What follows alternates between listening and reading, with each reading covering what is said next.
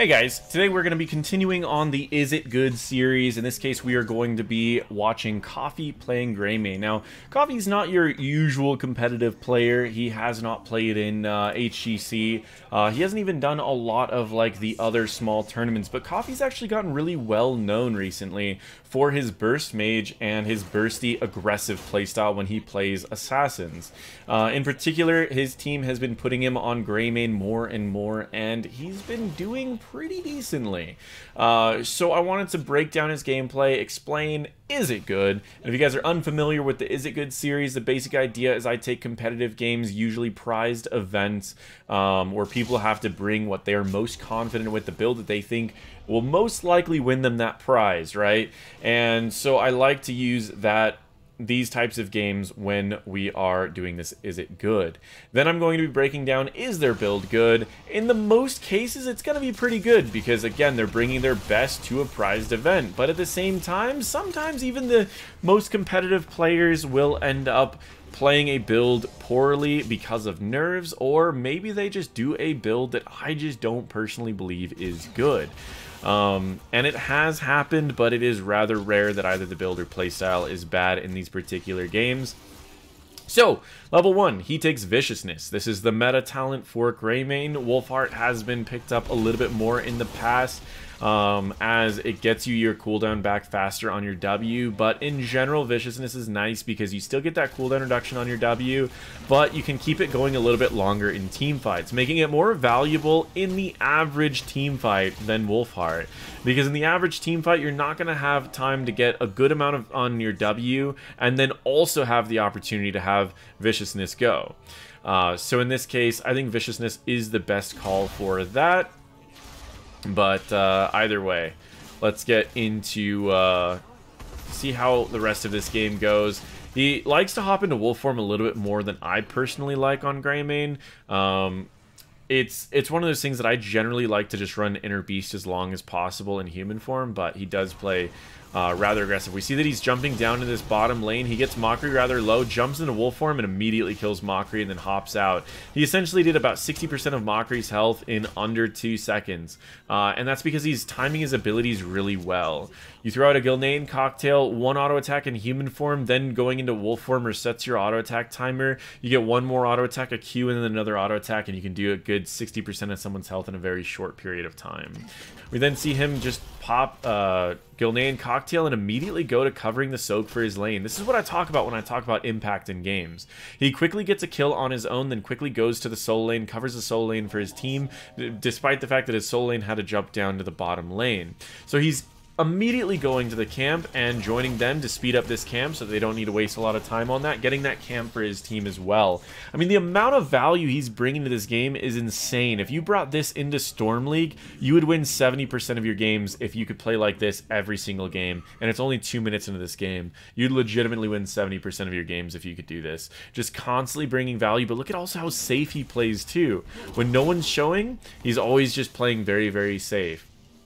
He goes for just a little bit here, gets a little bit of damage, but this is where it's a little confusing as far as the playstyle goes. They've already used the global from Deathwing, so he doesn't need to be up here anymore. However, the enemies are winning this objective, and Deathwing doesn't have his global, so he decides to do something a little different.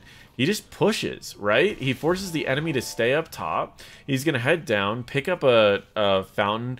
This is the only thing that I think was a little confusing. He didn't get a lot done from this. And the enemies essentially won this objective because he didn't really get a lot done from this.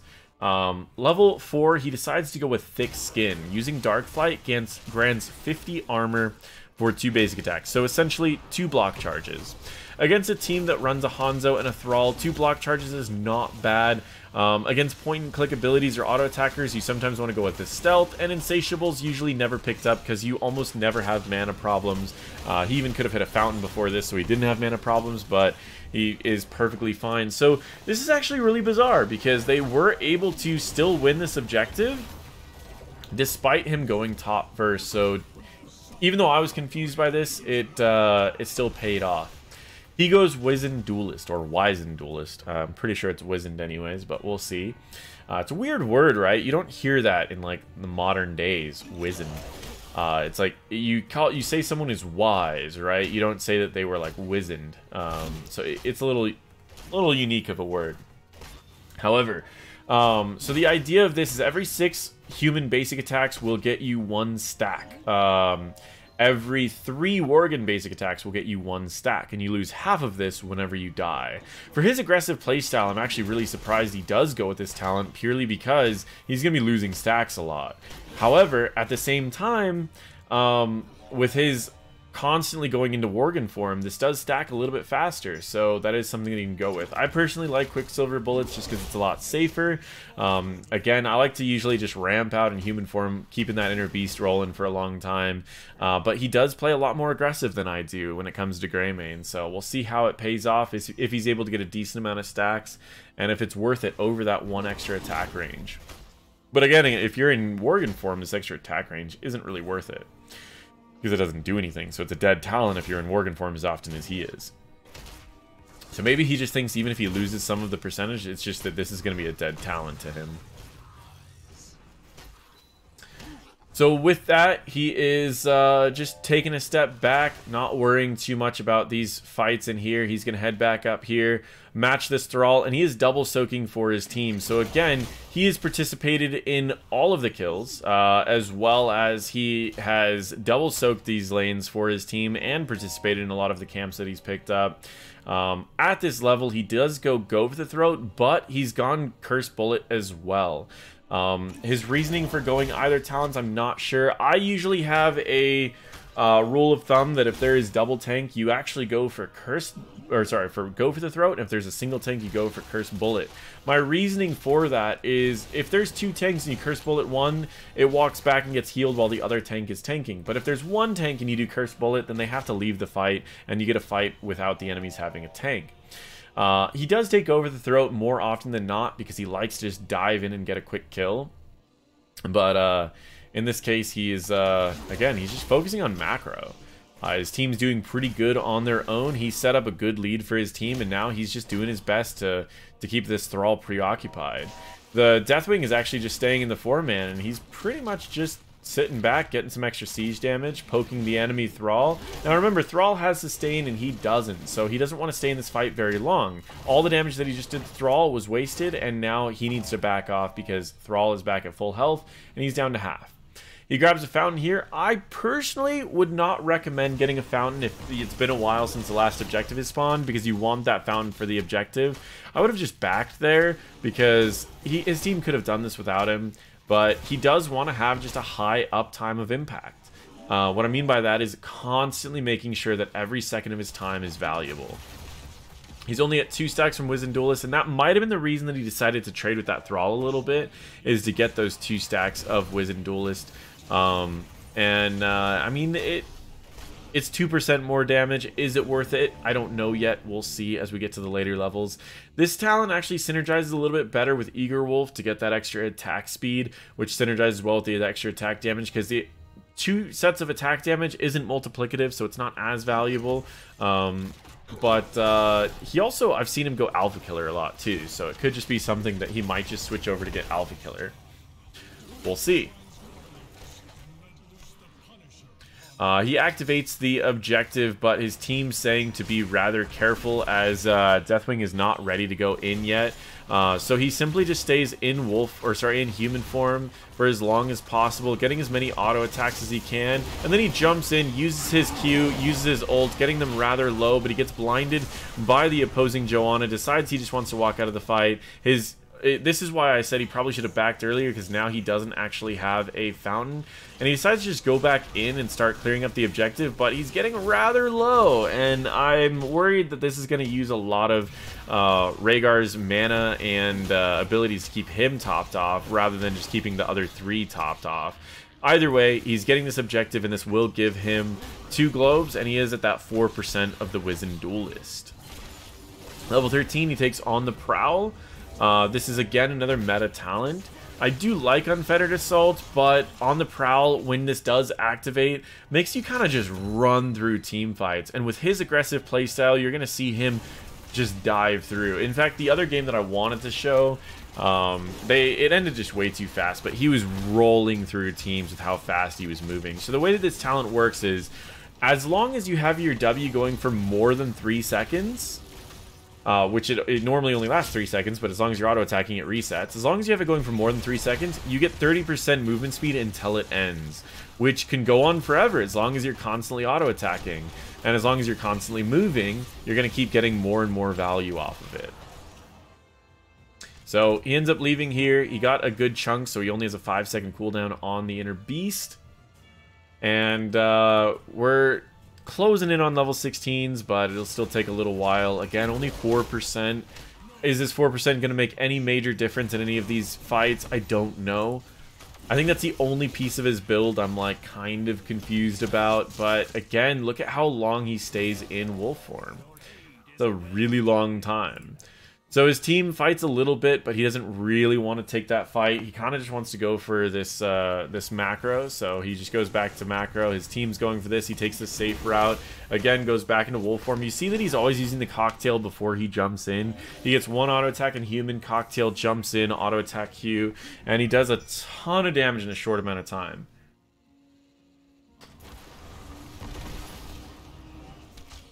Now it's just a matter of, can his team get level 16s?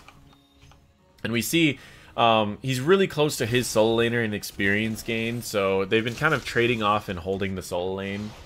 Greymane can hold the solo lane okay. He doesn't have sustain, but he does have a lot of wave clear, and you can double soak to gain the globes, so you can hold a lane if you need to. You can double soak if you need to, but right now their team just needs to hit level 16. He repositions. He doesn't really want to get hit by that root there. It's just not worth it. So they end up going into a different position. And again, they're just trying to get 16s. Level 16 is a pretty big talent tier for Greymane. It's not going to increase any like CC or anything, but it does increase the damage no matter what talent you take.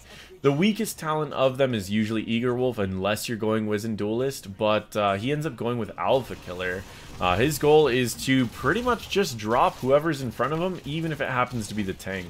3% damage per attack when you are also attacking 1.5 times per second. And in wolf form, you're doing 300 damage. Is a lot of damage. You can really drop a tank rather quickly if you can get it off. The downside is that Alpha Killer is the riskiest of the talents on this tier. Both of these talents are more beneficial if you are staying in human form longer. This one requires you to go into Worgen form. And so if you're not in Worgen form, this is a dead talent. And if you're in Worgen form, you're at melee range against something that can blind you, against something that can slow you by 80%, against something that can stun you and pull you in.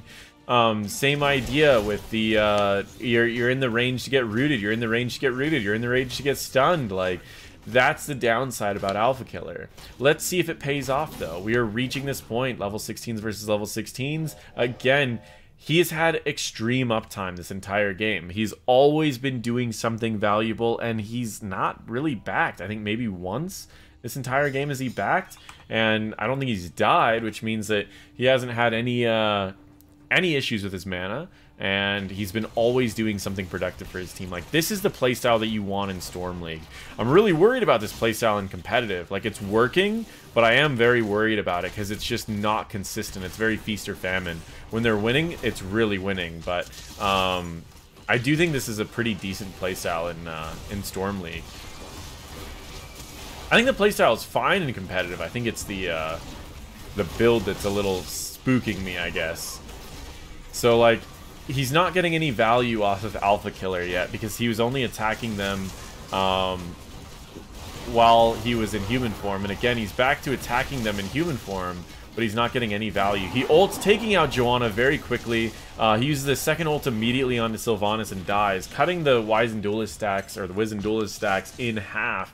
And again, he didn't really ever get value off of the Alpha Killer, and he's not getting a lot of value off of Wizened Duelist. So I definitely think that I'm seeing a little bit of a pattern here.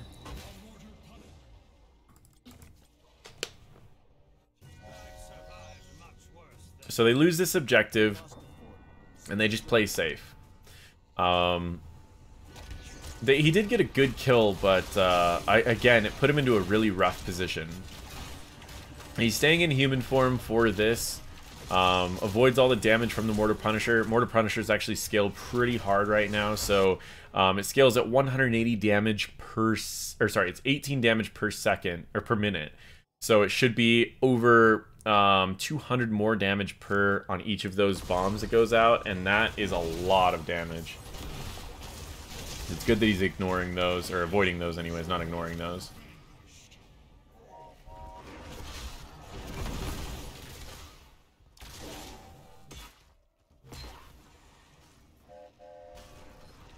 The enemy team is up in levels at this point, so this lead that they did have is a little down, but watch what he does. He immediately jumps in on Mockery, gets them low enough. He could go for his ult, gets him down to about 70%. I think he did actually pop his ult, or no, he didn't pop his ult because he didn't get the reset.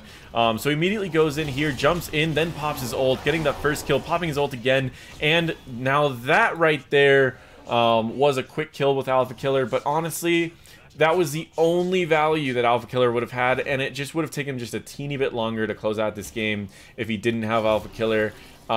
So, is the playstyle good? Yeah, I mean, this requires a lot of knowledge of knowing when to go in and when to get out. Is the build good?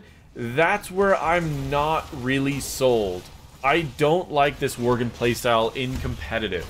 Or Worgen build in competitive. It's too risky, and when they were ahead, and whenever the fights were chaotic, it was great. But whenever the fights were structured like they should be, it was really bad.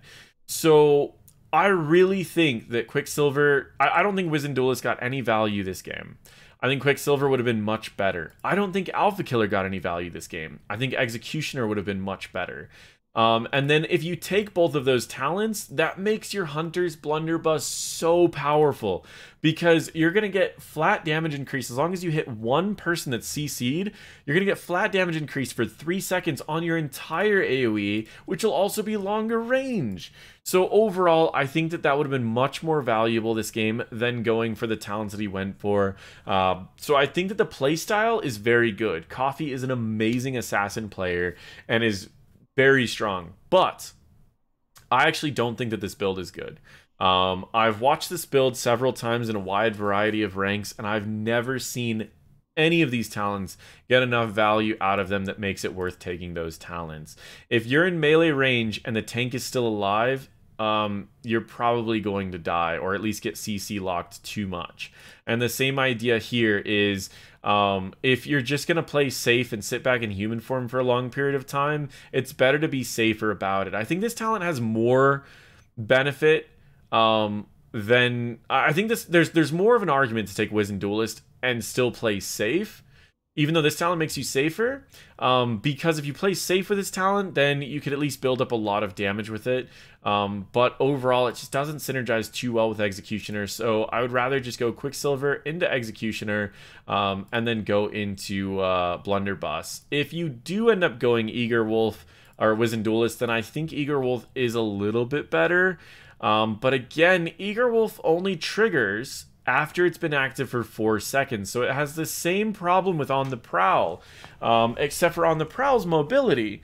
You can sit for 3 seconds before a fight gets going and then get that mobility, and it's nice during the fight. But Executioner gets value immediately when it's most necessary, and Eager Wolf doesn't get value for 4 seconds. So I highly recommend taking Quicksilver into Executioner, into Blunderbuss. I think that's so much more valuable than the talents that are taken. But as far as the playstyle goes, 100% of his time was adding value to his team, except for the one death that he had. And that is the playstyle that you do definitely want to emulate. So thank you guys. Make sure to check out CCL on Wednesdays at 6 p.m. And you can always check out Coffee. He is a streamer, so I will put his stream in Twitter in the description down below.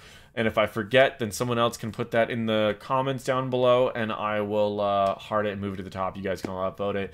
But yeah, that is Coffee. Is it good? I think he's a great player. I think this build, it just is not getting the value people think it gets. But overall, the rest of it was pretty solid. So thank you guys so much for watching, and feel free to check out my other videos.